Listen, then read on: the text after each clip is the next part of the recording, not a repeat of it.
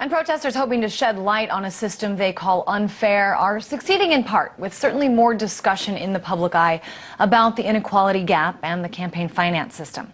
Many protesters say the country is on the wrong track, though. And they've also started discussions about the extent to which so many feel imprisoned and about how freedom is no longer a given in this country. I want to dig deeper into this notion, as today is the 125th anniversary of the commemoration of the Statue of Liberty. It was, of course, a gift from France to mark the friendship between the two countries, but Old Lady Liberty is also a symbol of freedom and opportunity in a country that calls itself the land of the free and the home of the brave. I'm joined now by two of those free and brave men, Seton Motley, president of Less Government, and Jesse LaGreca, an activist with the Occupy Wall Street movement who is making his way around to several movements around the country right now. Thanks so much, guys, for being here. And I'm just going to start with a very simple question. Is America still a free country? Seton.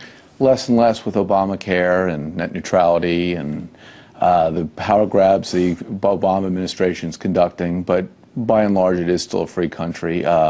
It was founded on the principles of limited government and less regulation, less taxes, less burdensome intrusion of the government in people's lives.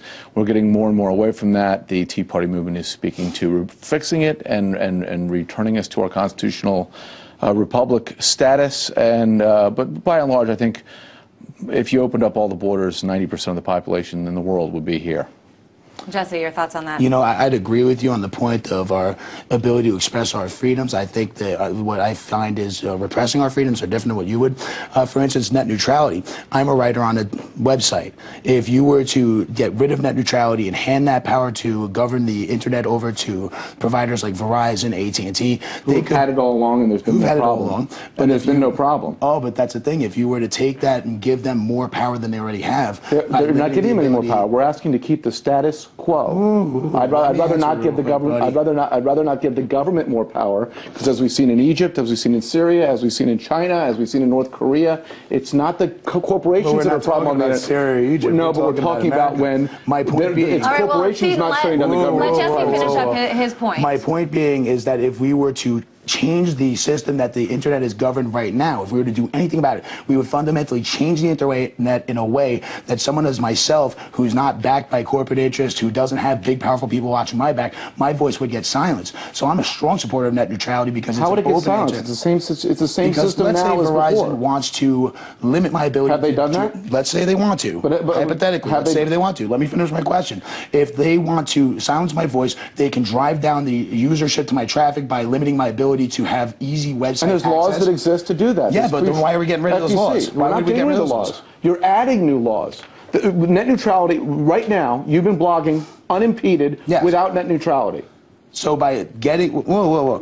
There is no net neutrality regulation. We already have that system. There are so many different issues. Net neutrality certainly. You don't understand what you're talking about. To both of you. That's a little insulting, but we'll have fun. Let's make this discussion a little less specific, a little more broad. Okay. I want to put up an interesting map we found. This shows the distribution of wealth in this country.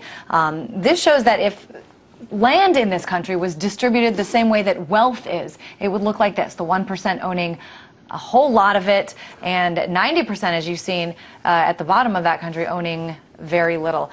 Jesse, this seems to me one of these realities that people are protesting in Occupy Wall Street movements, not just in New York, but around the country. What do you think of visuals like this and what they are saying? You know, my grandfather used to say, figures never lie, but liars always try to figure. And I think when you use these graphs, it paints a very clear picture. You know, I keep telling people, I'm not against capitalism. I'm against crime. And what we have right now is an unjust system that exploits human resources, natural resources. I mean, literally, the fact is that since the 1980s, wages have been totally stagnant while all of the wealth generated in this economy has gone to the wealthiest people in the system. And the trickle down that we've been promised for 30 years has not taken place. So I feel that we need to try a different track to give people the same opportunities that are enjoyed by those who are given those opportunities based on their own income.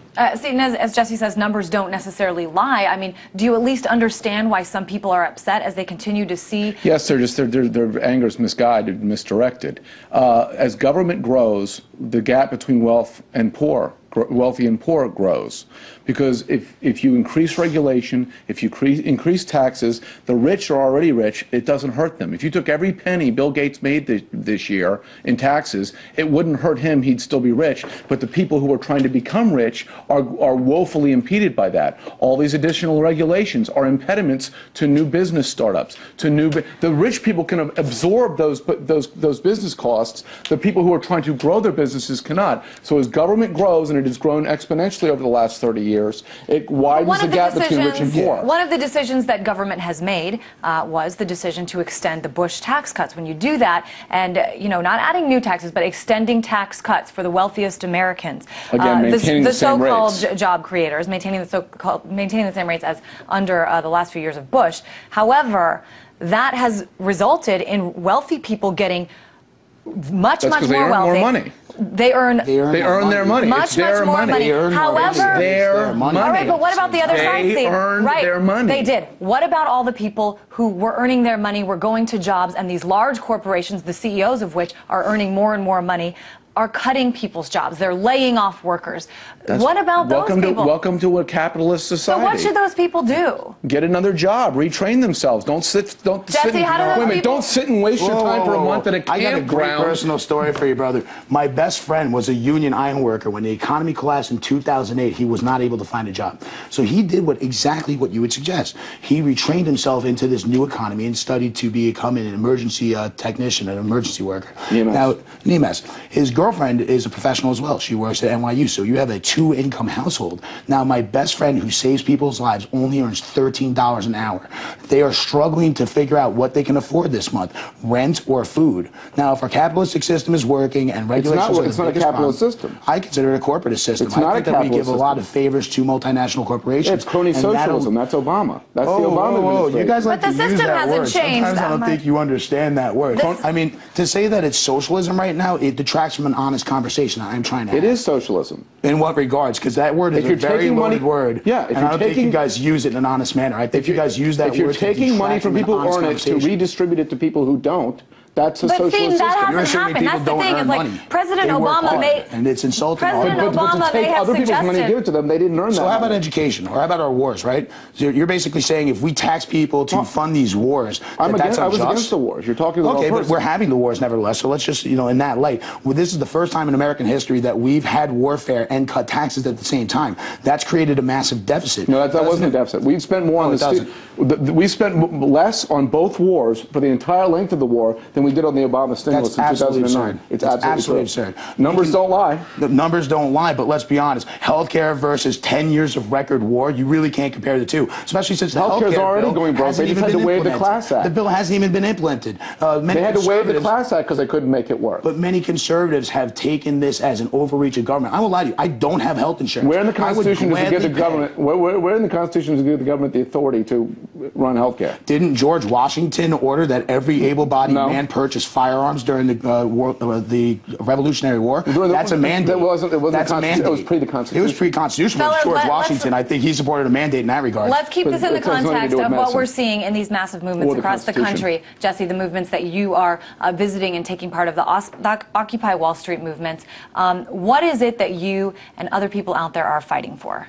I believe this is a fight for economic justice. I believe it's a fight for social justice. The reality is, I don't want to take away the ability from people who have those successes. I don't want to take that away. But so many millions of people are being denied, being asked to share in a sacrifice for a disaster that they did not create.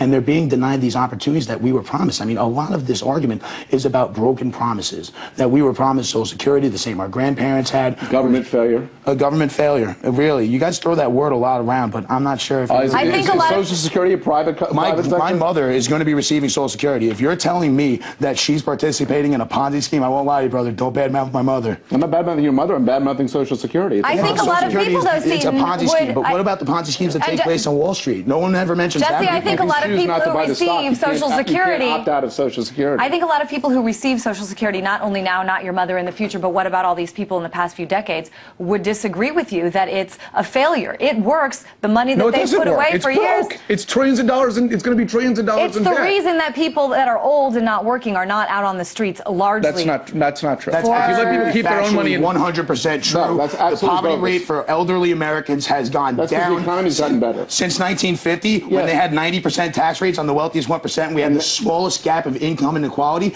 I mean, really look at it. Let's say we went back to tax rates under that socialist Reagan. Social Security is a Ponzi scheme. You get 1.2% on your investment. I can't have an honest debate with you, bro. I'm trying my hardest, but I can't have an honest debate with you. You get 1.2% return on your investment right now, and it's going to go underwater in about 5 years. Turn it into a 401k, because a lot of people's 401ks turned into a 201k and then a 101k. Fellas, let me bring in. Crashes, that money disappears. Well, the government's crashing right now. It's $15 trillion in debt. You guys never blame Let me bring in not for Social Security. An interesting thing. You know, when we talk about Occupy Wall Street, the way it's been covered by the media, everyone seems to be covering it in different ways. A lot of the mainstream media having their own opinions about people like you. Jesse, I'm sure you know you've been called a dirty hippie, un-American, unpatriotic. But I want to show something that a station in Portland, Oregon put up. This is the NBC affiliate. Crime statistics at Occupy Wall Street. Stinky people, 250. Angry people, 450.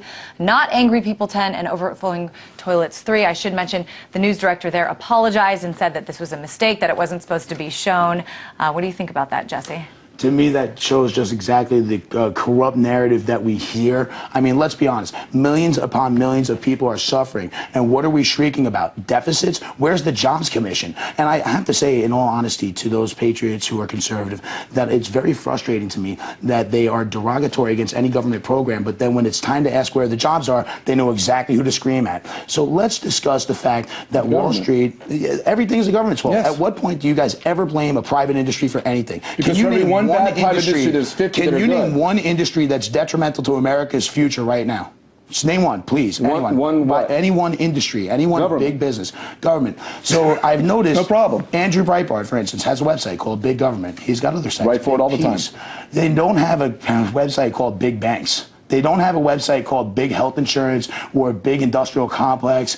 I mean, literally this deflection to blame the government on every single thing is an attack on the manifestation of our democracy, because what's the point of voting? We're a republic. I hear that argument a lot. You know, tell the millions of voters. Okay, let me talk about some media stats. 31% of the Occupy Wall Street people think violence is okay to advance their agenda. This is a live poll. I've actually researched Doug Schoen is not as a 200 people. 200 people. So millions of Americans are judged by 200 people who participate in this poll. Occupy Wall Street. Very skewed. It's very dishonest. Occupy Wall Street speaker, quote, "Violence will be necessary to achieve our goals."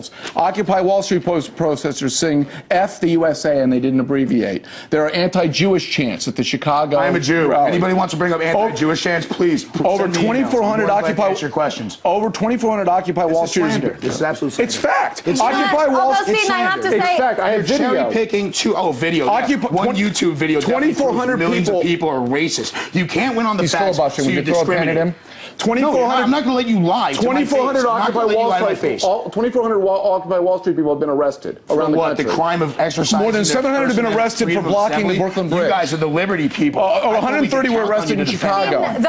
Some of those stats. There were 700 people arrested on the Brooklyn Bridge. Many of them we spoke to. We interviewed. They said that police actually escorted them onto the Brooklyn Bridge. As far as using violence and 30% seen, I just can't believe that number, because ask Doug Schoen. He's a Democrat pollster. You should ask Doug Schoen how many people participate in that poll. It's online. You can find it. 200 people participate in that poll. Out of Occupy Wall Street discourages sexual assault victims from contacting police.